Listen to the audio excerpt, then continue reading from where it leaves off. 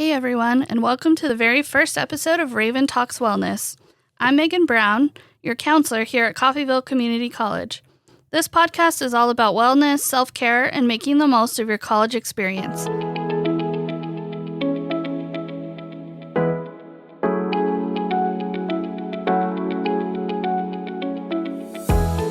Since this is our first episode, I want to take a moment to introduce what this podcast is all about.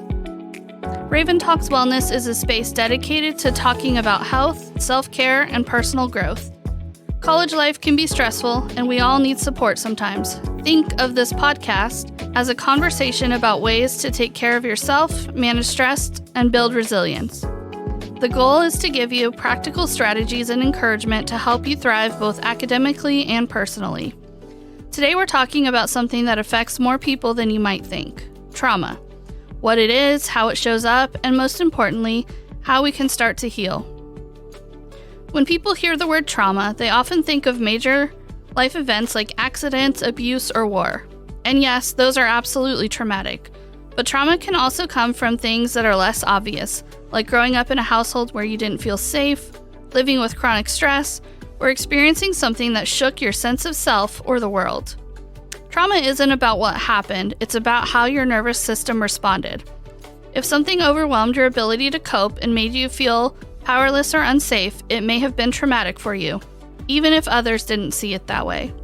And guess what? College students often carry a lot of stress and past pain that hasn't been named. So how do you know if trauma is affecting you?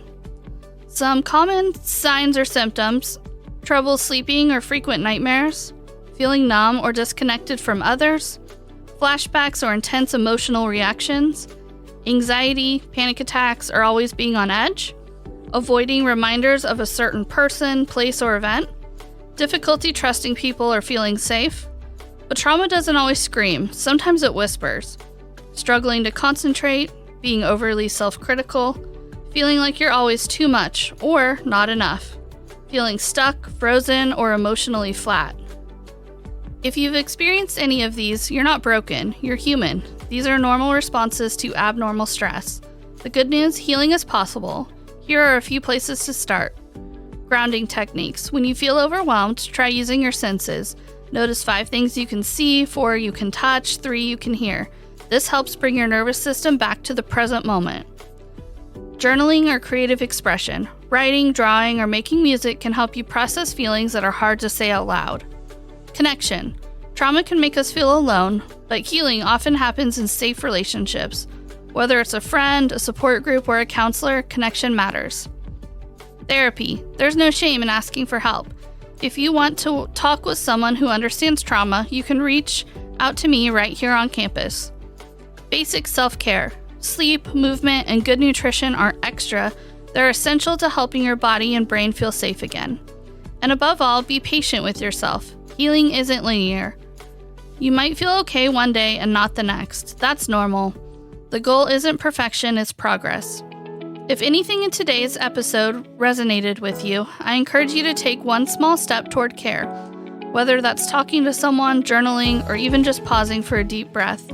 You're not alone in this, Ravens. Thanks for listening to Raven Talks Wellness with me, Megan Brown. Take care of yourselves. Coming soon will be an opportunity for Q&A with the counselor and the nurse, so be on the lookout in your email to submit questions.